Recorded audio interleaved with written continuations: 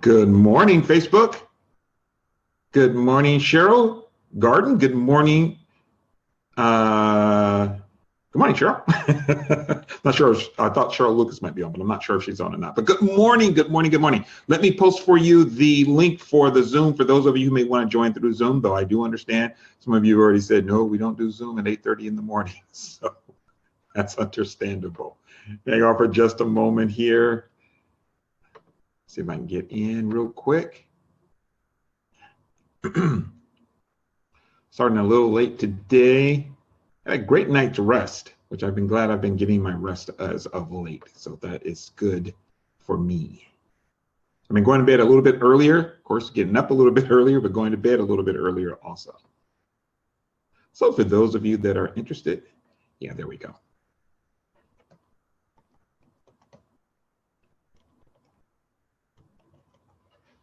I do have that Zoom link posted and paste. And there we go. Great session last night on Zoom. Really enjoyed the conversation, enjoyed sharing with you about how to make changes, utilizing how to step out of a state, utilizing the reverse circle of excellence. And we are going to be talking about today about mastering your emotions by mastering your physiology. So that's what our topic for today. So today, starting today, what we're going to be getting into, and over the next few days until we close, we're coming to that close. And by the way, Karen asked me this morning, she said, are you closing tomorrow? Because, and I said, well, January is 31 days. So we're going to cut in an extra day there. We're going to give you 31 days and maybe just a little bit more to kind of add value to you. We want to add tremendous value to you. So just to let you know. So no, we won't be shutting down tomorrow, okay? Just to let you know that. And we'll be making some more announcement in just a moment. So Daryl, glad to see you on. I'm going to my phone to get on there. And again, so happy to have everybody on that was on last night. It was really neat to have everybody who was on and who joined us. And I was so happy that you were able to join us. I am a little grayed out this morning in terms of the color. The color is weird. When I did it from Zoom last night, I was able to add the right colors in there. Today, I'm coming from Zoom into Facebook, and it seems like it grayed out again. It's when you move from one thing to another. So that's what I'm learning as I work with this. And I decided not to take the time to try to change it out. I just left it the way it is and closed the drapes a little bit because I know part of it is the brightness. So it's all this stuff. It's amazing all the stuff you learn as you're doing this. So it's like the brightness was causing something of a difficulty. So I closed my drapes here, even though I love the sunlight coming in. I decided to close it because it made it easier for me.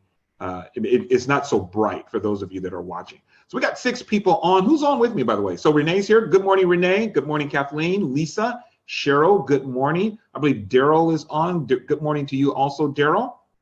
So glad that you are all on with me this morning. Very, very happy to see you on. So let's see. Am I on anywhere else? No, I'm not. I'm not sure why this is acting the way that it is here. Okay, so I'm going to jump right into what we're going to get into today. First of all, let me say again, thank you so much for turning in your homework assignments, letting me know what your whys are. Some of you haven't got a chance to do that yet. Take the time to do that. You want to know what your whys are, because if you want to begin utilizing these things on a consistent basis, you want to make sure that you really have for yourself your consistent why. Good morning, Gianna. Glad you're with us. And Charles, glad you're here. So you want to make sure you are clear. Why am I taking this course? Why am I utilizing these tools? Your why is extremely important. It gives you your compelling reason. Estella, good morning also. Keep in mind too, as I said last night, and I've been saying in a couple of other sessions, these classes are here to serve you. You are not here to serve the classes. They are for your benefit. So if you need to, after this is over, let's say you thought to yourself, man, I kind of started late or I got behind and I haven't been through all classes, that's fine. The idea here really is to master one thing at a time if you can, and you can do that. Remember I shared with you about Mr. Miyagi when he said, if master small thing, anything become possible. So if you need to go back and listen to something over and over again, let's say you decide, I really want to get that pondering process down. I'm gonna go back and listen to that. Stick with that pondering process until you feel like it's working for you, and then move on to something else. Or if you want to move on to the Mag 7, I really want to master the Mag 7. Mag 7 is a model for being able to utilize the signal function and master your emotions. Let's say I want to master that, or I want to really understand about the signal function of emotions. I'm gonna go back through that again. Let this course serve you. Don't you serve it. It is your servant. It is not your master. Okay. All right, Paula. Good morning. Paula, you said, was there an assignment from last night? No assignment. I just walked everybody through what's known as, and I'll be uploading. It should be here in the room, but I also will make sure it's uploaded to the YouTube private website. And Paula, I did put in the room last night the YouTube link for the private YouTube channel that is for all of you exclusively. No one outside of this class are able to get that. So don't share your password, because that's just really for those who are part of this group and have paid into this group, invested in themselves. It's for you. Now, here's the thing. I'm going to be uploading more videos. Right now, there's 3 up. I'll be uploading the rest of them this week because it does take a little bit to upload them. So I'll be taking the time to do that. But you will be able to just go to that YouTube website, and you can look at the videos. The videos are also available in order, so you don't have to scroll all the way down. They are actually on Facebook. Karen discovered this. I didn't know Facebook did this. If you, if you look to the side here, like where it says 30 days to transcendent living over to the left, and it has secret group, about, discussion, members, events, and then it says videos. If you click on videos, it will take you to where all the videos for this course is stored. And they're stored in order. So you'll see there's, I think it's like 5 across, and then another 5. Scroll all the way down, bottom right-hand corner. That's the first video. If you want to know which day it is, all you have to do is move your cursor over the video, and it will show you the name of the video. And Karen and I didn't know that. I went, oh, that is so cool. Didn't realize that Facebook did that, so it's organized. So you do not have to scroll all the way down, because that is troublesome to try to find. Is why I decided just to go ahead and get that YouTube channel up as quickly as possible. But not only do you have that, because we don't have everything uploaded yet to the YouTube channel, but they are here on Facebook. You simply go to the left. You'll see in the menu section where it says 30 Days of Transcendent Living, secret group. Then it says about, discussion, members, events, videos. Click on videos, and it will take you to the page. And you have all the videos there. All right. Okay. Excuse me. Claudia, glad to see you are here. All right, let's jump into what we're going to talk about today. Today, we are going to talk about one of the steps in the Magnificent 7 model. Remember, we've got 7 steps in that to this model. This model is to help you to master your emotion. It's a way of being able to put into practical use the signal function of your emotion. So step 1 is you assume mastery. That's always the first thing you want to do when you're dealing with emotions that are limiting, emotions that are unpleasant, emotions that are not helping you to be at your best. The very first thing that you want to do is assume mastery, meaning you take 100% responsibility for how you are feeling. Don't blame anything else. Don't blame anyone else. Take full responsibility for it. The reason for this is not to condemn yourself, not to blame yourself, not to beat up yourself. It is to move from being at effect and move to being at cause, so that you can do something about your emotional state. It's to move from being passive to being active. And if you do that, you're in a much better position to do something about the emotional state that you're in. Remember, how you feel is going to impact what you do. What you do is going to determine the type of results that you're getting. So you want to make sure you put yourself in the best state possible. So always assume responsibility first, or what we call here assume mastery. Number 2 is that you move out and move away from the emotional state that is limiting you. That is so very, very important. That's one of the first things you want to do. After you assume mastery, get out of that state. I gave you several tools to be able to do that. One of them that we covered last night is, in my opinion, one of the most powerful tools, and that is the tool of we call it reverse circle of excellence. And it's a way, and Claudia knows about this tool because I shared it with her. Gianna knows about this tool. I shared it with her. I've now shared it with all of you. Paula, you can go back and watch the video where that's concerned. It's a very powerful way of being able to get unstuck from an emotional state. And it takes less than 2 minutes to do once you learn the steps. And you can move out of that state. We also showed you how to do circle of excellence, how to step into a state that serves you.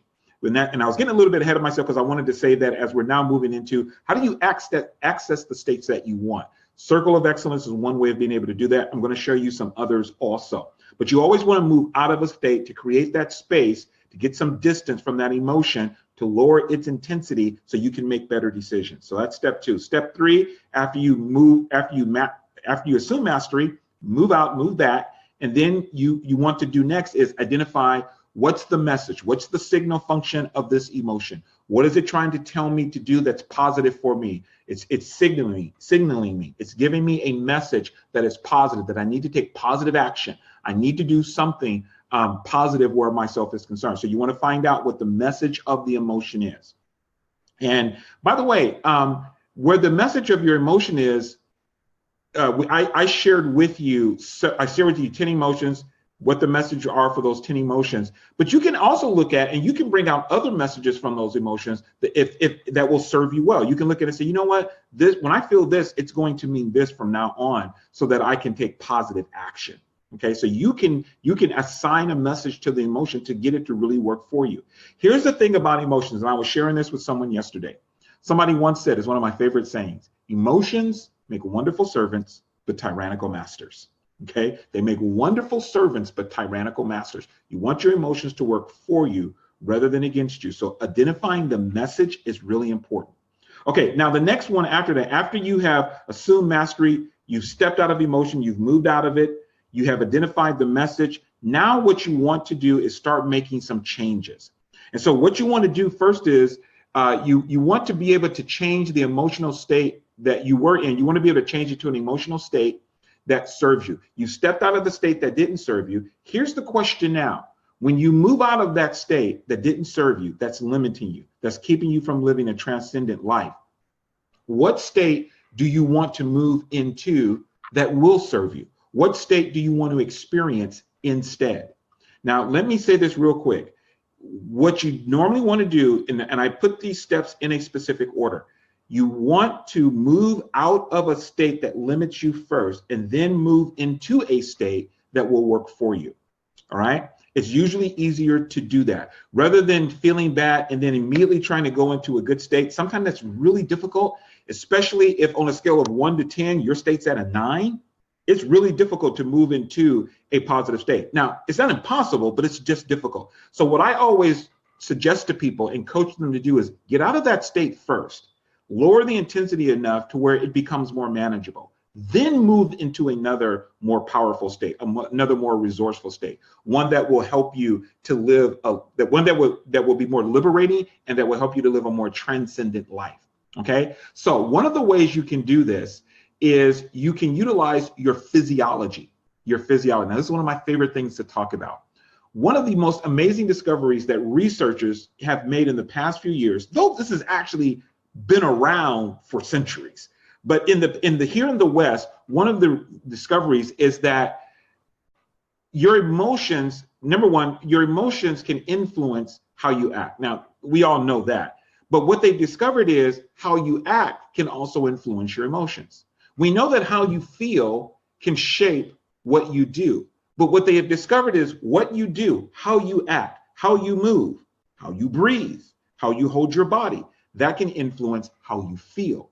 So not only can emotion influence action and behavior, not only can emotion influence movement can influence your emotions. When you feel a certain way, this is what we have come to realize, when you feel a certain way, the emotions that you feel expresses itself in your body in a certain way. When you feel a certain emotion, you're going to breathe a certain way. You're going to gesture a certain way. You're going to walk a certain way. When you're feeling a certain emotion, as a rule, you're going to sit a certain way. All of the way that you sit, the way that you move, the way that you breathe, the way that you gesture, that's all coming from the emotional state that you are feeling. So your emotional state will produce within you certain physiological responses. Again, you're going to breathe a certain way. This is what I mean by physiological. You're going to breathe a certain way. You're going to move a certain way. You're going to gesture a certain way.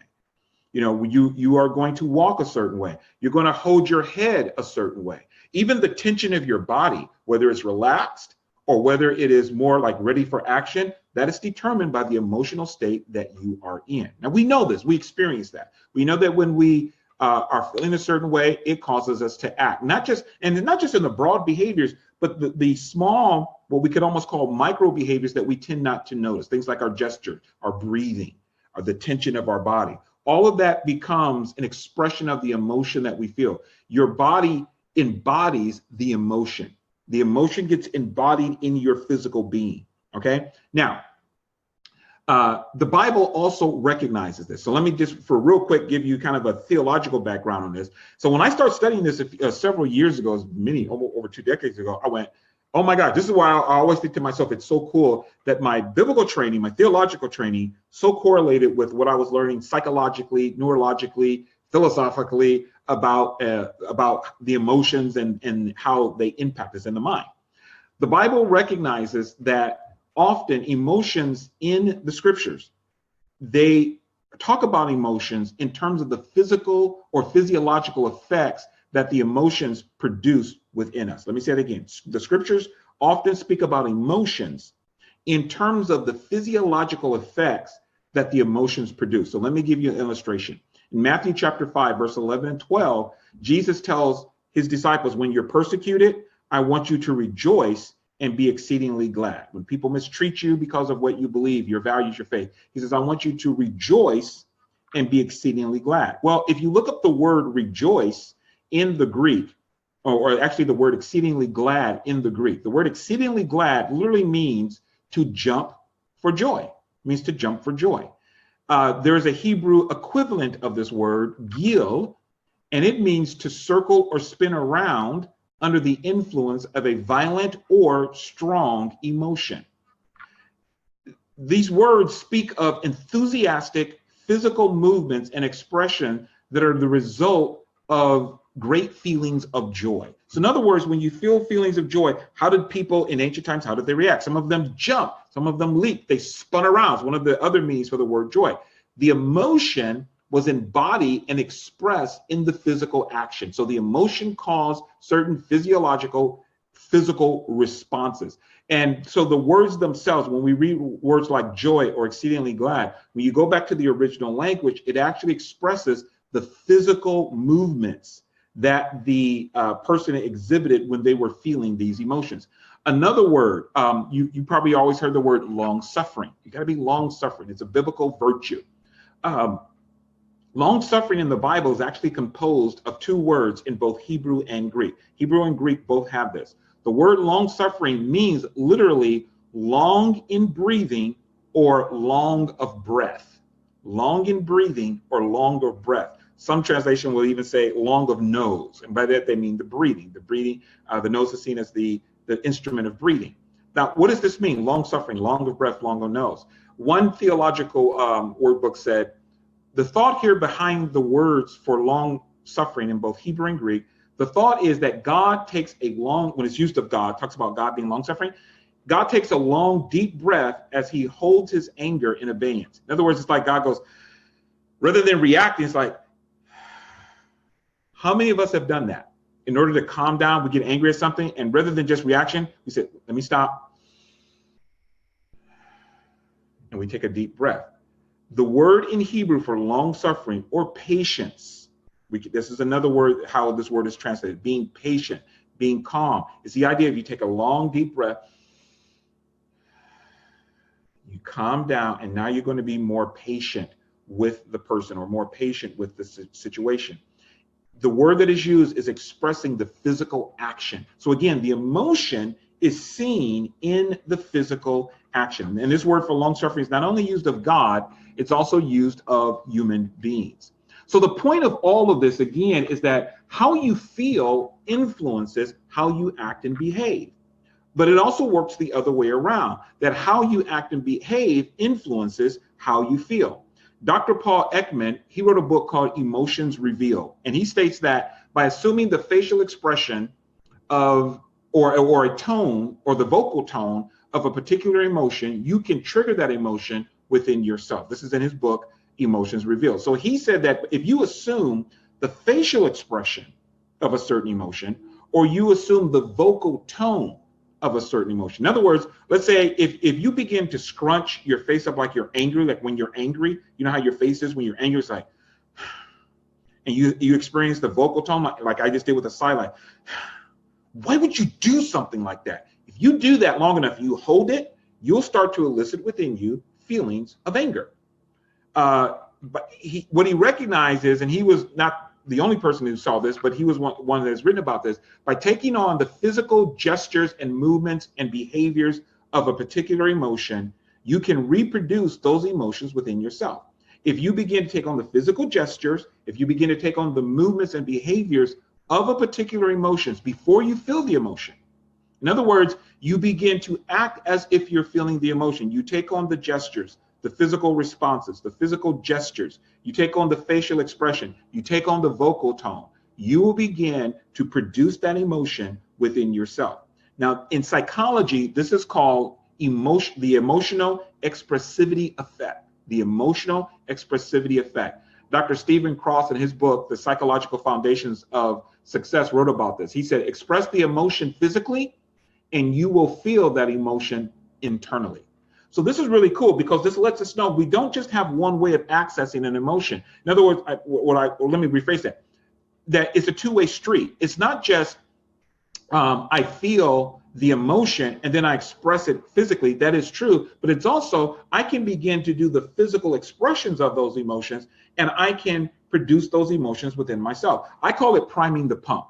I don't know if anybody here ever, and you can let me know. Yeah, Brittany says almost like fake it till you make it. Yeah, I'm just that's actually true. I'm gonna shift that just a little bit. I'm gonna respond to what Brittany just said. We're gonna shift it just a little bit.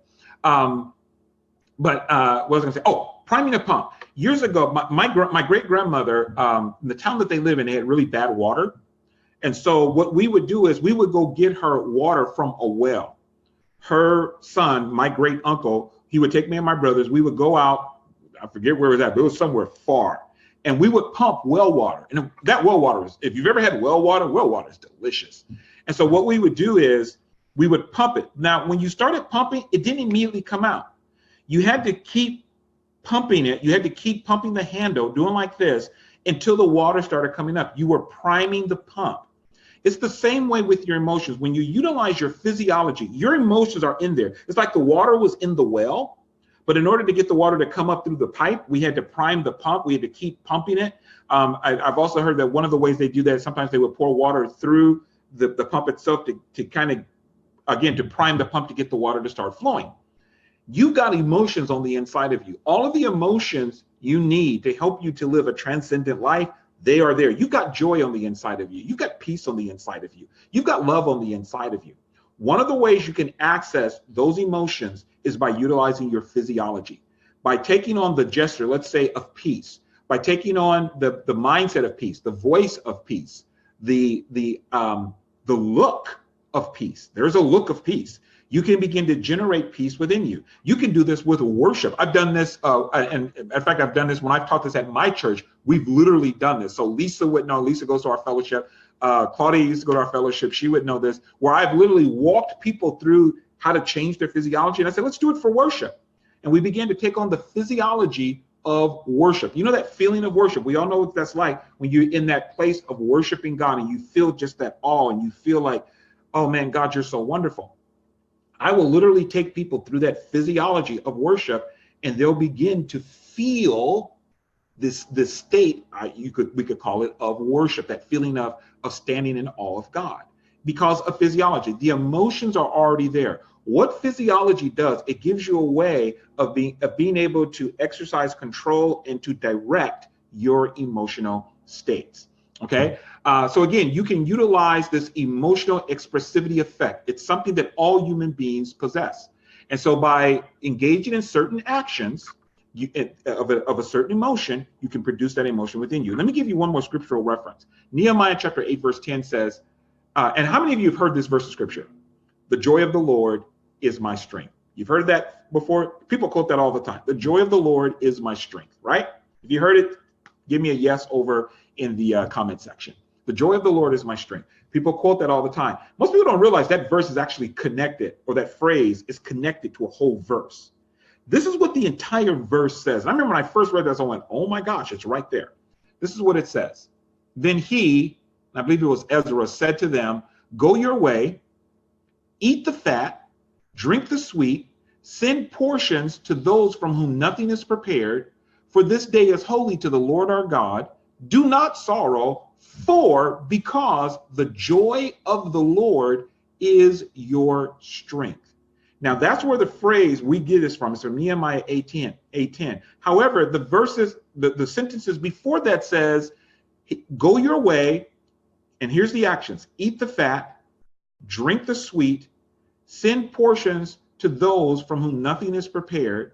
This day is holy to the Lord. Do not sorrow, for the joy of the Lord is your strength. He was telling them, yes, the joy of the Lord is your strength, and this is how you activate your joy. He gave them 3 actions. Eat the fat. Now you have to understand, in the ancient world today, we go, eat the fat. Oh no, that's fat. But the eat the fat in the ancient world was part of a celebration. It was considered the best part. It was the most delicious part. So what he was telling them was celebrate. Celebrate. These were all actions of celebration. Eat the fat. Drink the sweet. Drink something that's good, that tastes good. And then give. Send portions to those from whom nothing is prepared. Call out those who don't have anything and have them be a part of your celebration, and celebrate together. Remember, Jesus said it's more blessed to give than to receive. So he said, invite people from whom that don't have anything, invite them to the celebration. Let them celebrate with you. Why? Because the joy of the Lord is your strength. In other words, as you engage in these actions and behaviors of celebration, these actions and behaviors of joy, it will produce in you joy. The way you enter into the joy in this context is you act with joy. You engage in actions and behaviors of joy. Now, this was in the ancient world. They understood this. The research that I've done, there's a guy by the name of Gary Anderson has written a whole book on this called A Time to Mourn and a Time to Dance. And he talks about how the actions were able to produce the emotions that people wanted to feel. That one of the ways that in the ancient world people would feel certain emotions was not by waiting for the emotions to come. They would engage in certain actions. This is physiology. This is the emotional expressivity effect. By engaging in certain actions and behaviors, you elicit those emotions within yourself. So again, in the ancient world, it was understood emotions can be elicited, they can be experienced, they can be nurtured through physical actions and behaviors. We can do this on purpose. So there's a biblical basis for this. And of course, in the ancient world, you look at the philosophers, you look at the different sages in both the Greek world and the Roman world, the Greco-Roman world. They also talked about these things. This is not really new, but here in the West in the past few years, we've treated it like it was new. Like, man, this is like the most exciting discovery. And I know this from reading the books. And I'm like, well, because of my studies in ancient cultures, I'm like, yeah, they actually knew this already. But again, it is something that works. Ephesians chapter 5, verse 8 tells us, now this goes to, are we faking it till we make it? Ephesians 5:8 says, for you were once darkness, but now you are light in the Lord. Walk as children of light. You once were darkness, but now you are light. So walk as children of the light. What you and I are called to do is we are called to embody in our behavior what it means to be light in the Lord, what it means to be children of the light. We are to, now I want you to hear me very carefully. We are to act as if because we are. Let me say that again. We are to embody in our behavior our identity. We are to embody, we are children of the light. We are light in the Lord. We are to embody that in our behavior. That's what it means, walk as. The word walk there means how you live your life. You are light in the Lord, so live as children of the light. Live your life according to who you are. So we are to act as if we are children of the light because we are children of the light. In other words, what is light? What is acting as children of the light? It is acting in love. It is acting with kindness. It is acting with compassion. It is acting with forgiveness. We are to, and so by acting in those ways, by acting loving, acting kind, acting with forgiveness, acting with patience and long suffering, we can elicit those emotions within us. We act as if because we are. So for us as Christians, the basis of our use of physiology is our identity in Christ. It's our relationship with God. We act as if because we are. I don't teach people now, because the way this phrase is normally used is like this: act as if until you are, or fake it till you make it. And I used to say that years ago, and I stopped because I noticed within myself and people that I worked with, when I utilized that phrase, people sometimes would say to me, not everyone, but people go, I feel like I'm faking it, and if I'm faking it, then it's not real. And it would keep them from doing it because they're like, well, this is not really real because I'm faking it. And I realized, I said, you know what? And in my own head, I would have trouble utilizing physiology. I learned physiology is one of the first things I learned when I started learning about the emotions and the mind. And I heard someone talk about physiology, and I tried it, and I just thought, it doesn't work for me. And at first it did. I was thinking, it just doesn't work for me. One of the reasons I had a difficulty with it was because of the phrase, well, just fake it, just pretend. And I thought, my own mind said, that means it's not real. And if it's not real, then I'm not really doing it. And so it was like, that way of thinking would stop me. Now, that doesn't stop everybody. But I stopped utilizing that phrase. And I say, you act as if because you are. You act as if because you are. We don't fake it till we make it. Now, in and of itself, if people understand the phrase, that can actually be useful. But we don't fake it till we make it. I like to say it like this: we faith it because we have made it in Christ. We faith it, F-A-I-T-H. We faith it because we have made it in Christ. In other words, God in his grace has given us an identity. And we act in faith upon that identity. We change how we are moving, how we are breathing, how we are thinking as an act of faith to express our identity. Okay, does that make sense? If that makes sense, let me know in the comment section. And Brittany said, I love the prime the well mentality. That's how I will start looking at it. Yeah, that's what you're doing. You're priming the pump. And think about it, all the emotions are there in the well of your being. You just prime the pump by taking on certain action. I'm going to show you how to do this in a way that's really effective. Okay, great. So Anita says, wow, act as if because we are. I love this. And that's what you're doing. You have an identity in Christ. So you want to base your behavior in your identity. Your identity should be an expression and an embodiment. Your behavior should be an expression and an embodiment of who you are in Christ. So this idea that by acting loving, by acting kind, by acting strong, by acting confident, you can bring that forth in you emotionally. It has also been demonstrated scientifically. There's a sociologist by the name of Amy Cutter, Dr. Amy Cutter. She's the author of the book, Presence, Bringing Your Boldest Self to Your Biggest Challenge. And she did a TED Talk, which if I understand it at this point, unless it's changed, hers is the second most watched TED Talk in TED Talk history.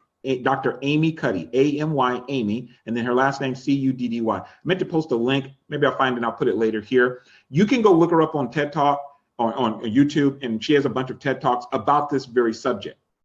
And her, she really kind of popularized currently this idea of changing your physiology. Now, she utilizes the phrase fake it till you make it. Like I said, I don't care to use that term, but she utilizes the term. And what she discovered in her research, she had people do experiments, and she started having people do experiments, what she called power poses and powerless poses. In other words, they began to sit a certain way. They began to stand a certain way. If people would adopt a power pose, what she found out was this: people actually felt more powerful. They felt more in charge. They felt like they could do something. If they adopted a powerless pose, people felt powerless. They felt like they couldn't do anything. They felt like they could not effect change. And so what she said is this: the nature of the poses influences how powerful or powerless people felt and how willing they were to take risks. It was based solely off of the physiology change that they initiated. If they went into a pose of power, they felt powerful and they were willing to take risks. If they were in a pose of powerlessness, they didn't feel powerful. They felt less powerful, less confident, so they wouldn't take any risk. So what she concluded in her research was that the body shapes the mind and the emotion. So mind and emotion not only shapes body, actions, and behavior, but body, actions, and behavior can also shape mind. again, the emotional expressivity effect. All right. By taking on the physical gesture. Again, she didn't discover this. It's funny. She's gotten a lot of praise for this. I actually learned this in the early 90s, and her work didn't come out into the 2000s. I think mid to late 2000s. And I'm not taking anything away from her. I'm just saying, like, when it was coming out, people were like, "Oh man, this is such a great discovery." I went, actually, like, motivational peak performance coach Tony Robbins talked about this in the 1980s. Because I have his books, I have the tapes. Like, he talked about this. NLP talked about this for a long time. They call it the as-if principle. Other researchers have talked about this, but she's the one who's gotten a lot of praise. One of the things that she did do, which I absolutely must commend her on, and I don't want to take anything away from what she's done, because she's helped to bring this to the public's awareness. She did the scientific research, because up until this point, we didn't have a whole lot of research on it to prove that this actually works and why it works. We had a little bit, but she went and did more research, and since then other people have done research. So this is why I reference her, because she's a good source for those of you who, like me, you like that type of stuff. She's a good source for this. So her research concludes, body can shape mind. Actions and behavior can shape our minds and emotions. So I want to do an exercise with you. Let's stop talking about this and let's do it. All right, let's do the exercise. So this is what I'd like for you to do. I'm going to give you two examples, two experiences of the power of physiology. And so, see, Claudia said, I've actually done this without knowing it, that I was doing this, or without knowing that it was Dr. Cutter. But yeah, the way you sit, the way you posture your body, I actually have done this myself and felt powerful and more confident. That's right. And Nita, you said, that's what I say. Faith it until you make it. Yep. Cheryl, you said absolutely makes sense. So let me give you an experience of this. So this is what I like you to do. If you can stand, stand. If not, if you like to sit, you can do this sitting. I'm going to do it sitting. Normally when I have people do this, I have them standing if it's in a seminar. I did this with a bunch of executives at a major car manufacturer, and the exercise went cool. But if you can't stand, sit. If you can stand, you want to do it standing, but you can do it also perfectly well just sitting down. So this is what I'd like you to do. I want you to think of a situation, a mild problem, or an event that you need to deal with. Try to make it a mild one, okay? Like on a scale of 1 to 10, this should be a 4 or less, okay? Don't make it a 6, 7, or 8. Now, that's all you got, okay. But I'd like you to think of a problem. And so, Paula, you said act as if I've been taught this in my business as well. So some of you know about this. So I'm going to hopefully share with you something that will enhance it for you even more. So think of a mild problem on a scale of 1 to 10. It's about a 5 or less, 4 or less. All right. Think about that problem. Hold that problem in mind now. This is something you need to deal with. Now, as you think about that problem, we're going to shift your physiology for a second, and we're going to shift it to powerless for just a moment. Okay. So what I'd like for you to do is notice how you are feeling when you think about this problem. How are you feeling about it? Notice what you're feeling. Now, I want you to do is you're sitting there, or if you're standing, I want you to just kind of slouch your shoulders. Okay. And I'm going to kind of illustrate it here. So just kind of slouch your shoulders. And I want you to take a breath like this. As you think about this problem, hold your head down, with your head kind of drop down to your chin drop down to your chest, I mean. And just think about the problem.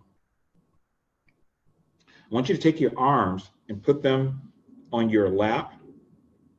If you're sitting, you can hold them like this. You can hold it like this, okay? And just let your face kind of sag a little bit. And you just sigh. Think about the problem. Just shake your head. Like, You can even give it a little, You should think about the problem. Once you let your face sag and let your rib cage kind of sag and crunch together, like you're sad, like when you feel defeated. Just think about this problem. Think about this situation. It could even be something that you thought of was challenging, but just think about it in this posture now. You can even kind of lean to one side if you want, like I'm leaning now. And sigh again. Now, how are you feeling as you think about the problem? Okay. I want you to write over in the comment section, when you are in this posture, your body is leaning and your head is down, and look down, and you sigh, you let your shoulders just drop. You think about the problem. How do you feel? Right over in the comment section, how you feel about the problem now as you think about it. And when you write it, as soon as you write it, I want you to sit up straight, shake yourself, because enough of that, because I was starting to feel bad. So enough of that. Shake your body, okay? Hold your hand up, take a nice deep breath, clap your hands. I want you to hold your hands up, wiggle your fingers, look up at the ceiling, and I want you to say out loud, thank God my feet don't stink today. All right? We call this break state. This is a way of breaking state. Okay, so Cheryl, you said hopeless. Anita, overwhelmed. Charles, it brought me to tears. I hate that position. Get out of that position now. Lisa, you said pitiful. Great, get out of that position. Now, what this shows you is there are certain, now think about it, just by going into certain postures, it makes you feel a certain way. One of the reasons sometimes we get stuck is not just because we're feeling stuck, it's because we're taking on the physiology of being stuck. If you stay in that physiology, you stay in those postures, you stay with that breathing, it can cause you to feel horrible. Okay, so get out of that hopelessness, get out of that despair, that overwhelm again. Take a nice deep breath. If you can, if you need to, stand up, shake your body a little bit. Okay, shake your body. Come on, shake your body. All right. Again, lift your hands up. And, woo, my feet don't stink today. Thank you, Lord. All right. That's to break the state. That's to get out of the state. Now, this is what I want you to do now. Now we're going to take that same problem. We're going to do something a little bit differently. What I want you to do is I want you to sit up. Okay, I want you to sit up straight. Let your back be straight. I want you to sit up straight in your chair. If you're standing, stand straight. And what I want you to do is notice how you feel when you're standing straight. I want you to lift your head up, your chin up, and I want you to look forward. If you can, look into the horizon. If you have an open window where you can do this. Now, if you're driving and you're listening to me, make sure you are safe while you're doing this. Pay attention to your driving. If you're at work, sit up straight. Take a nice deep breath. Breathe from your diaphragm. Lift your head up, okay? And then what I want you to lift your rib cage. I want you to make sure that the way you're sitting centered, okay? And what I want you to do is I want you to do a power pose. Now I want you to do it in a way that's useful for you. If you can, sit a little forward in your chair. Even move to the edge of your chair and sit up. And I want you to sit like you're totally confident. I want you to sit like you can handle whatever is coming your way. And I want you to put your hands on your hips. If you're female, like you're Wonder Woman, lift your head up, lift your chest up. If you're a man, like you're Superman, of course, for me, it would be Batman, but I want you to lift your chest up, lift your chin up, put your hand on your hip. Think about that problem as you're doing it. And this is what I want you to do. As you're thinking about the problem, I want you to take a deep breath, and I want you to, if you can do this, laugh out loud. If you can't laugh out loud, laugh within with a nice hearty laugh. Ha, ha, ha. And I know that sounds, and it feels silly, but do it anyway. I want you to look up and just go, ha, ha, ha, in a way that works for you. That's my hearty laugh. So, ha, ha, ha. Think about that problem. Take a nice deep breath. I want you to look up. And I want you to hear a voice inside your head that goes, I can handle this. I can handle this. I can handle this. Nice deep breath. Hold your back straight, but comfortable. Don't hurt yourself. Hold your back nice and straight, looking up. Think about that problem now. Hear that either out loud or inside your head, and think about it. Yeah, I'm thinking about mine. Yeah, it's different now. Do you feel more confident or less confident? Do you feel like you can handle it now? Do you feel like, yeah, this is no problem? I want you to write over in the comment section when it shifts. I want you to write in the comment section how you feel now about that same problem. Do you feel like, yeah, I can handle this? Yeah, okay, I can take care of this. And just hold it up. Hold yourself up. Hold the chin up. Think about it. Hear that laughter on the inside. And right now, how you feel about it. Nita went, yeah, I got this. All right. And I want you to hold that physiology as we finish the rest of this class. Lisa said, bam. Sophie said, I feel strong. Paula said, I feel powerful. This is the power of physiology. Kathleen said, better. It's doable. Okay. Let me ask this question. I want you to think about that situation. If you knew absolutely 100% that you could solve this problem, that you could absolutely turn things around, that you could absolutely make it work for you, how would you be sitting right now if you knew for a fact, I can change this, I can make this happen? How would you be sitting right now? I want you to sit the way you would sit if you absolutely knew that you could change this problem, if you knew you had what it takes to solve it. And even if you didn't know everything that you needed to do, you know within yourself, if you were absolutely convinced, if I don't know what to do now, I can get the answer. I am going to solve this problem. Matter of fact, consider this problem solved. If you felt that way right now and you knew that with certainty and conviction within yourself, how would you be sitting? How would you be breathing? I want you to sit that way right now. If you knew with absolute total conviction, I got this. Consider it done. Consider it done. This is solved. This is taken care of. I'm doing this for something that I need to do. And I had realized a couple of days ago, I've been procrastinating on that. So I'm doing it right now. So if I absolutely knew that I could solve it and get it taken care of, how would I be sitting? So I'm gonna adjust my sitting. Yeah, okay. All right. Matter of fact, I'd be leaning forward like, how would you gesture? Notice what I'm doing. How would you gesture? Okay, this is done.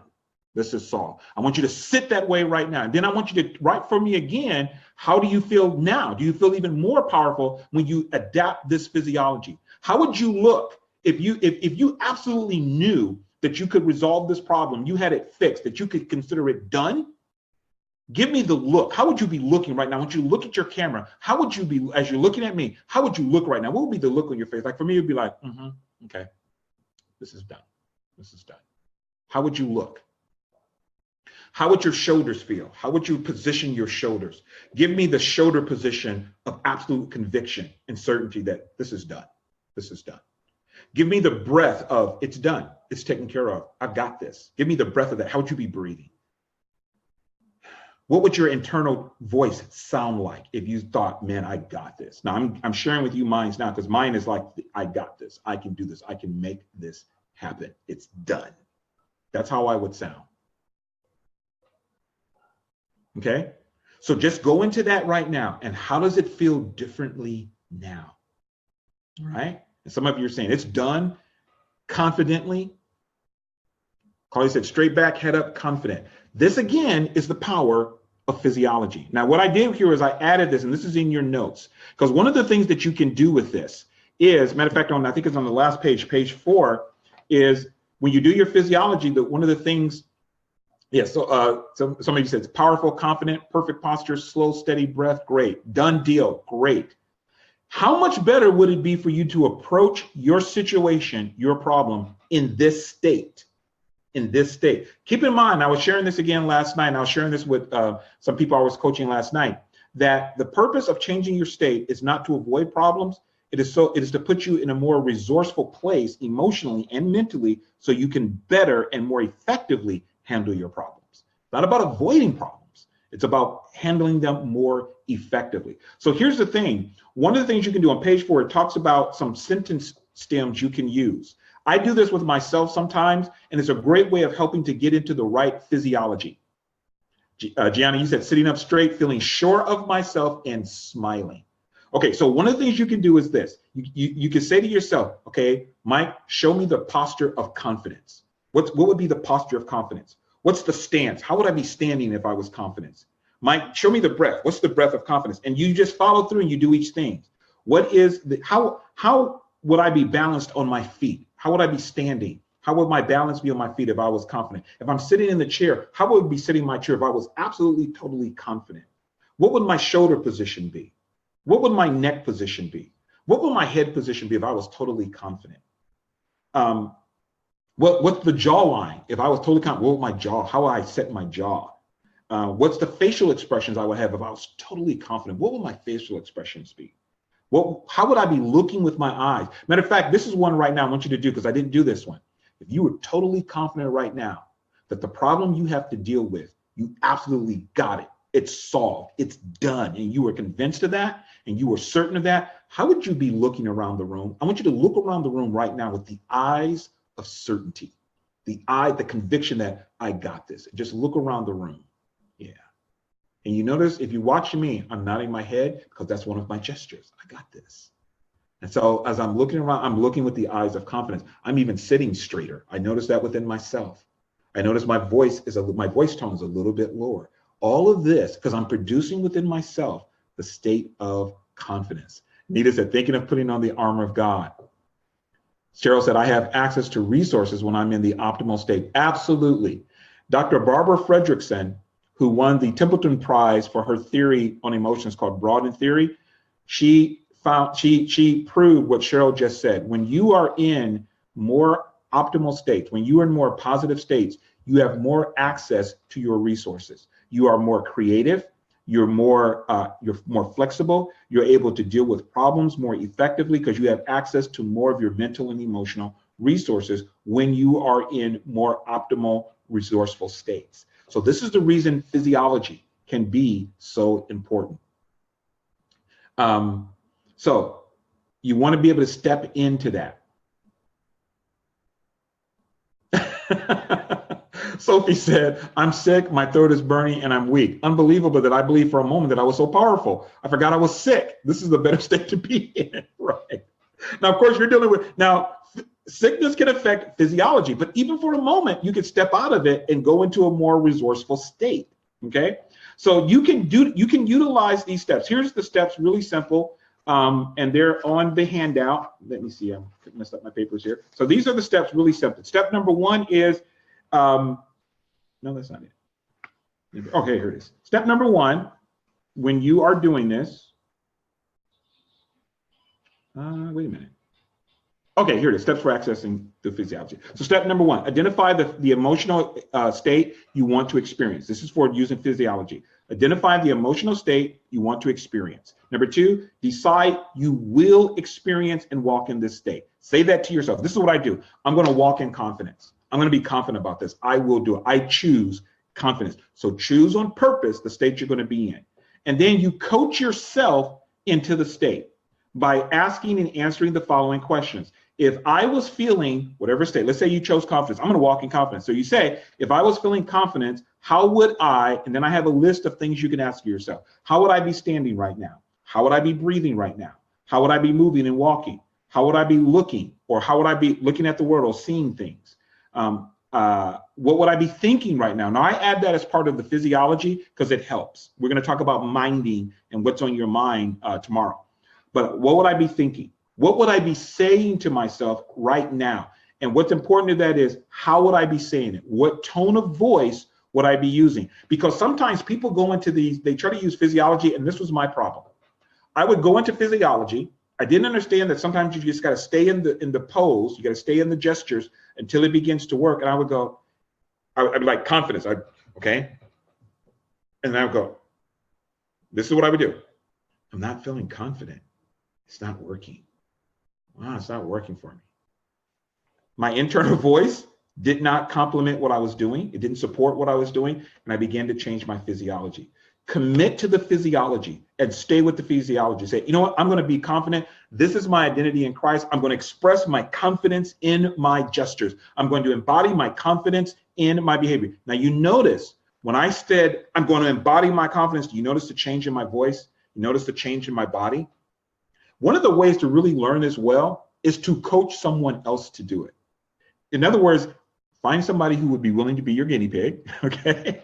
And say, hey, I want to try something because I'm learning something in the class, and coach them utilizing these steps and make sure your voice tone matches the state you want them to go into. That's really important. We're also going to talk about that when I show you how to do anchoring. Your voice tone is really important. So you go, if you go, how would I be sitting if I were confident? That's not going to work real well. But if you go, if I were confident, how would I be sitting? Matter of fact, I think I'm going to go back and change this to change your voice tone first. Because remember, Dr. Paul Ekman said by vocal expression and vocal tone, you can change state. So change your voice tone immediately. So if I was feeling confident, if I choose confidence, how would I be sitting if I was confident? By talking to yourself in a confident way, you can help to prime that pump and begin to move into confidence. And Lisa, you said, yes, I've been doing just that. So begin to say, okay, so if I was confident, how would I be standing? Would my voice be sounding like this? Yeah. What would the voice inside my head sound like if I was confident? How would I be breathing? Am I breathing in a confident way? Yes, I am now. And see, and for myself, because I've done this a lot, and the idea here is to practice. Immediately when I do this, my body goes into the physiology of it. My voice tone goes into the physiology. I'm noticing now, I'm sitting straighter, I'm sitting up.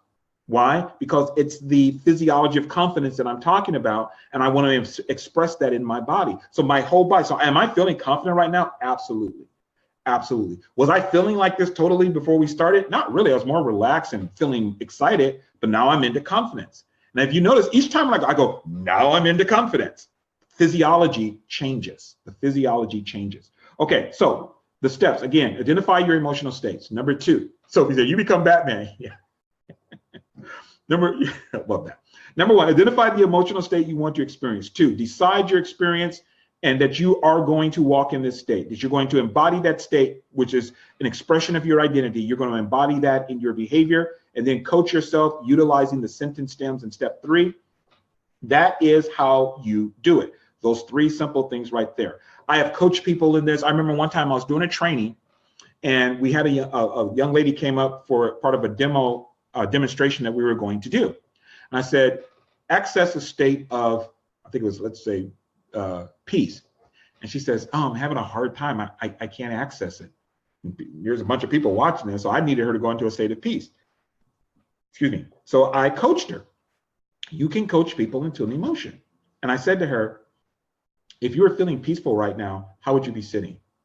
I said, show me the sitting posture of peace. She said, well, I'd be sitting back like this. I hope you all can see me. I said, oh, and how would you be breathing? Now you notice as I'm asking this, my tone is lowered because I wanted her to go into a state of peace. I didn't do this. So if you were in a state of peace right now, what state would you be in?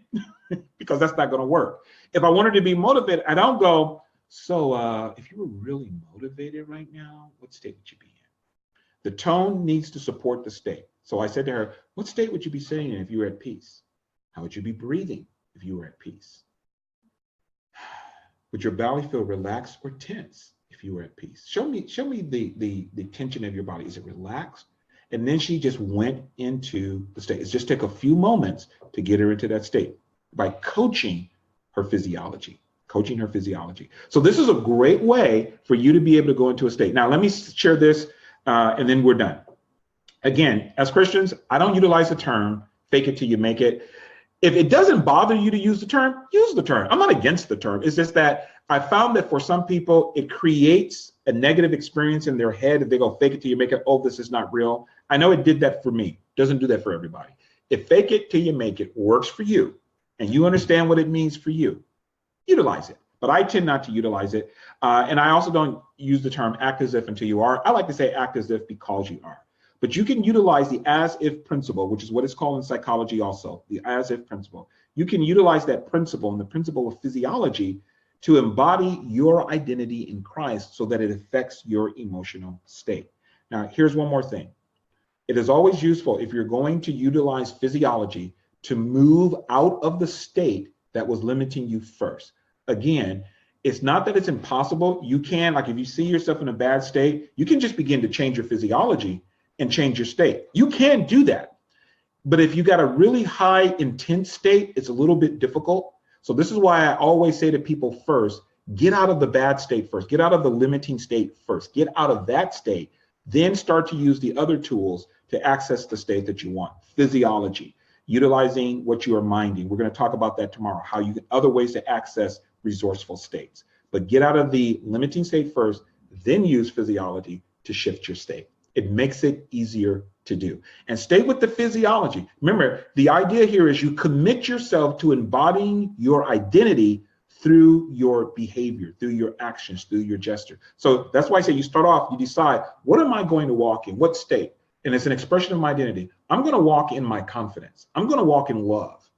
And I embody that. And I commit to that. That is what I'm going to walk in. That is what I'm going to feel. And you change your physiology. You change your gestures, your breathing, your actions, the voice inside your head. If you want to be more loving to someone, you got to speak in a more loving tone within yourself. And you've got to hear that on the inside. Because if you're trying to be loving, you're thinking, why in the world are they doing that? It messes up. You're trying to be loving towards someone. All right. So make sure your tone, both internal and external, matches the state that you want to go into. And it is an expression of your identity. Did you find this to be useful? Did you find this to be helpful? If you did, let me know in the comment section. What's your assignment for today? Pick 2 states that you want to walk in today. Pick just 2. You can do more if you like, but pick 2 that you're committed to walking in throughout this day that will support you in what you're seeking to do. Because remember, your emotions should be your servants. They make wonderful servants, tyrannical masters. So pick 2 states that you want to walk in today that will really support what you're seeking to do. Utilize physiology throughout this day to shift your state. All right. And as a matter of fact, you can let situations and circumstances be the cue. If you start to feel, keep in mind that your emotions are signals. So if you start to feel down, if you start to feel distressed, if you start to feel hopeless, let that be a signal. Oh, and here's the mindset I want you to use. Let me practice physiology.